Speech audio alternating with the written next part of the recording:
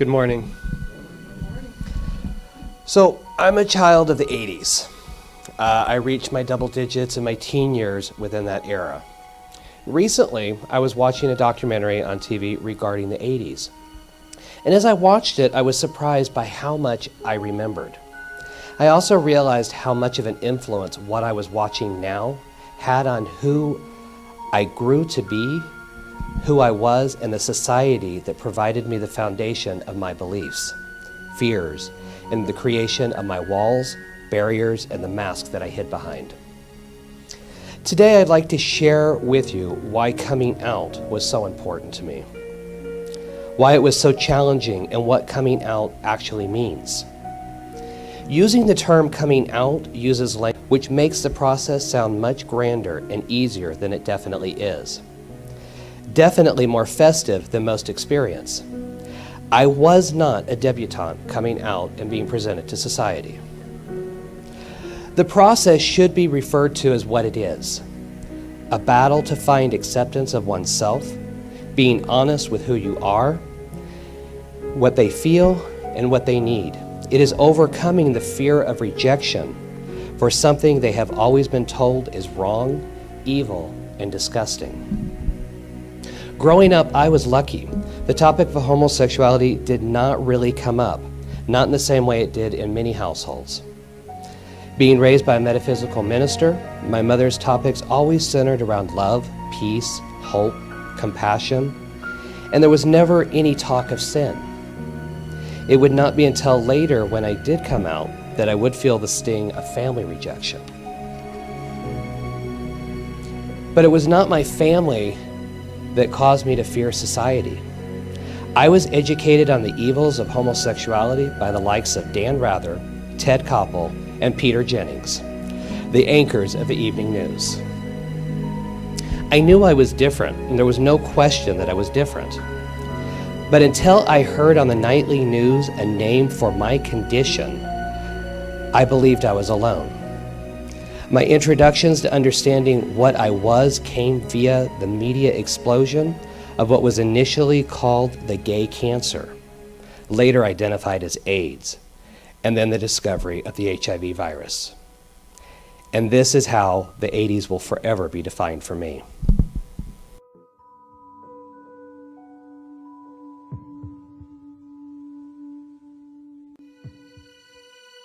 The disease called AIDS, acquired immune deficiency syndrome, sounds less than deadly, more like a diet pill.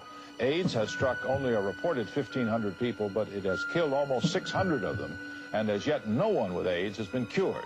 Puzzling new disease has appeared the past couple of years that is spreading rapidly among homosexuals, and it is a disease that is fatal. You are raising the possibility that people are dismissing it because it strikes mostly the gay community? There is no question in my mind. If this were happening to you and the white, straight, middle-class community, it would have been attended to a long time ago. Congress wants to know what to do about AIDS. Victims of the disease say the government has done nothing and has no plan to. Committee members were told that victims are often gay men or IV drug users, groups already discriminated against. Now it's 7:17 with a question. Is the deadly disease AIDS now a health threat to the general population? The government today tried to reassure people that there's no evidence AIDS is breaking out into the general population. Assistant Secretary for Health, Edward Brandt. What's important is that there is no reason for panic among the general public. Kills people. It petrifies me because girls be hanging out with them. And one night they can be in the club having fun with their gay friend and give them a little kiss and go home with their AIDS on their lips. This taped concert aired on cable systems last month. Predictably, it did not receive rave reviews from the gay community. In protest, this record store in San Francisco's Castro district will no longer stock Eddie Murphy tapes and records. Murphy's manager says he's not anti-gay, but anti-AIDS. The gay plague, as AIDS has been called, is the center of a political storm. The moral majority claiming AIDS is God's punishment for the gay lifestyle. All this media attention and sympathy for these AIDS victims just really bothers me. Let's call a spade a spade. AIDS is a venereal disease, and the vast majority of its victims are a group of abnormal people with a very strange and unusual lifestyle.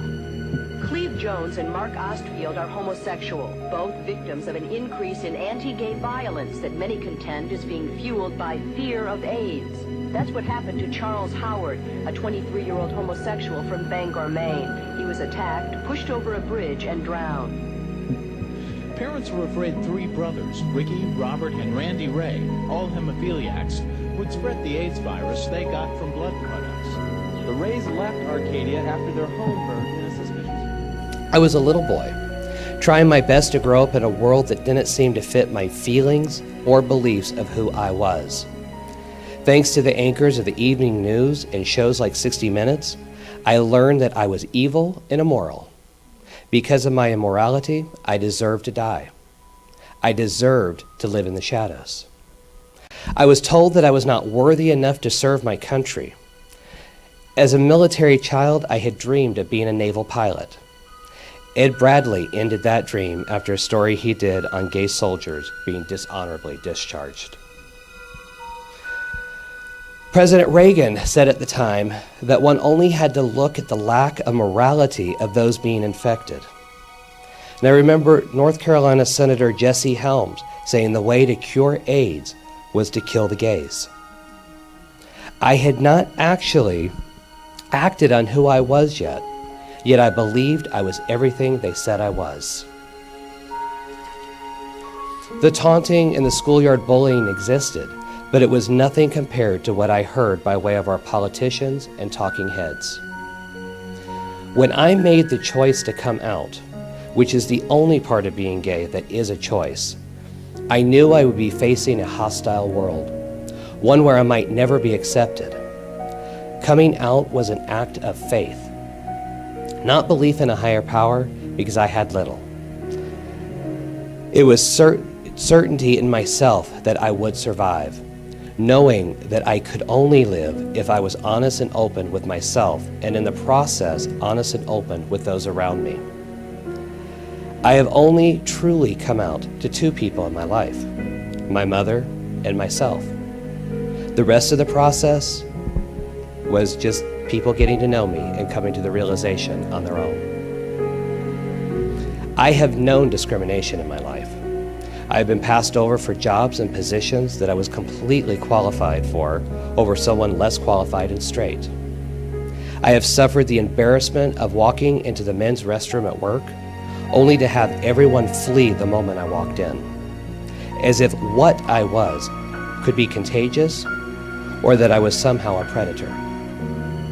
I have walked down the street with a group of friends and been the recipient of drive-by homophobic rants simply because we were near a gay club.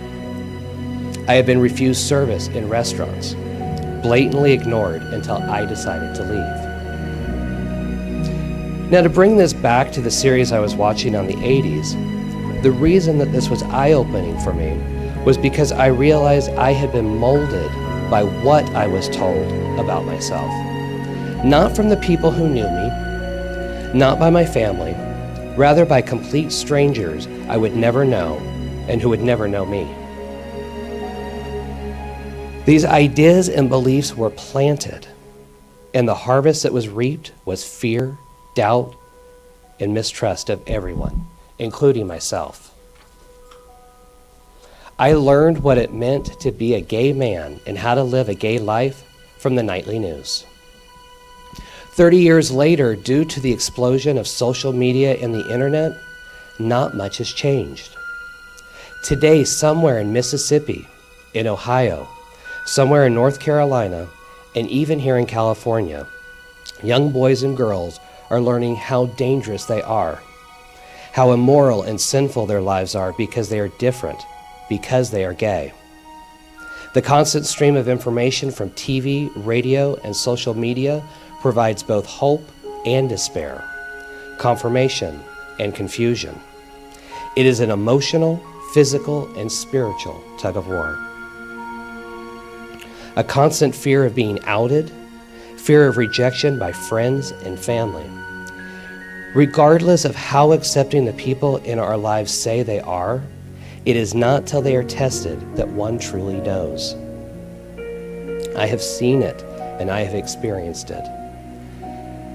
Coming out requires courage, for we are aware there is a chance that we will lose family, friends, and even jobs, regardless of laws that may or may not exist to protect us. So why is coming out necessary? The first time we say the words out loud, we let the genie out of the bottle and are able to start living the authentic life that we have always wanted to live.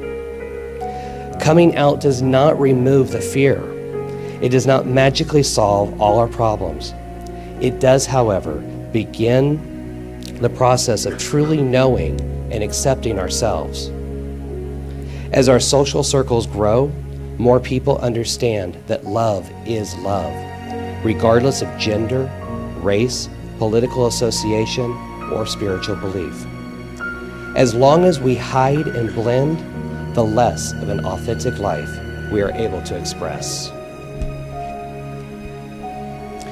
Gay pride parades are not about being proud of being gay. It is about not being ashamed of who we are and proud to express our authentic selves. There is a difference. We are being reminded that we are not alone as we celebrate the oneness shared and the diversity enjoyed. Metropolitan areas of California are relatively accepting and socially liberal, so much so that we often believe that there are no real issues faced by the LGBT community. Step outside these metropolitan areas and outside the California border, and you will find a very different world. It can get better. It takes friends and allies to stand together, to recognize the diversity in everyone, allies who stand for injustice wherever they see it. There's a quote that my organization uses a lot that I feel is very appropriate. It is by Dr. Martin Luther King Jr. And he says, "Injustice anywhere is a threat to justice everywhere." So may the spirit of acceptance and gratitude guide your hands, your thoughts, and your words, and may love dictate your deeds. Thank you.